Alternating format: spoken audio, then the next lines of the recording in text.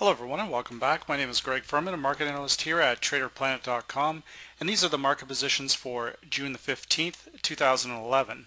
Now to get started tonight, we're going to be looking at mini soybean futures contracts. Now we've had a big sell-off here today on these mini soybeans. Now I think this is going to continue. Now the signal I'm looking at for here is the predicted MACD, the predicted true strength indicator. Both have crossed the trigger in overbought territory, and we can see that this triple EMA cross is getting ready to complete.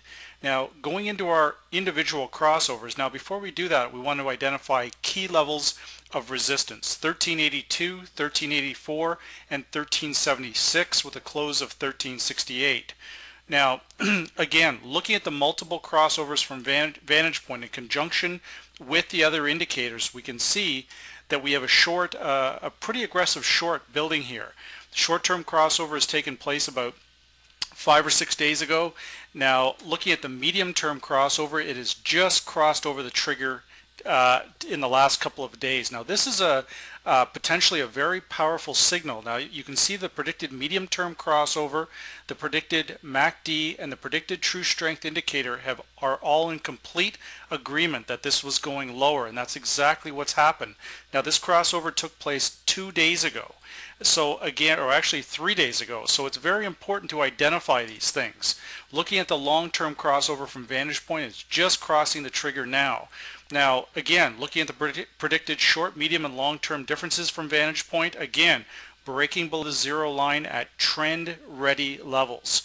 The mini soybean contracts very clearly looking toppy here, so we definitely want to sell. We've identified some significant areas of support in that 1382 area. So from there we can come into our daily report and start looking to fine-tune this entry point. Now for tomorrow, we can see we have 1376, 1350, 1358. So basically what we're doing is we're waiting for the market to move towards that 1376 level and then get into our short position, with 1358 a likely target. Now what I also want to do here is use everything that at my disposal with the Vantage Point software.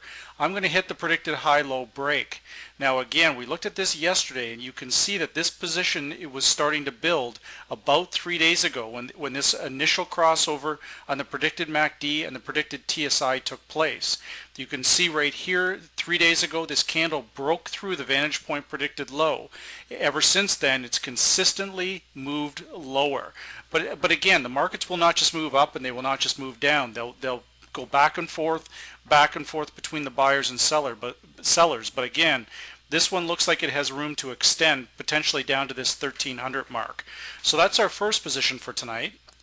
Now our second position is going to be in the Forex market, specifically the US-Japan currency pair. Now this pair is basically trading flat in a channel, but again, it's losing all of its momentum on the downside just around this 79.80, 79.80 area. So we're again looking for a short-term to medium-term long position. We're not really interested in selling at these levels.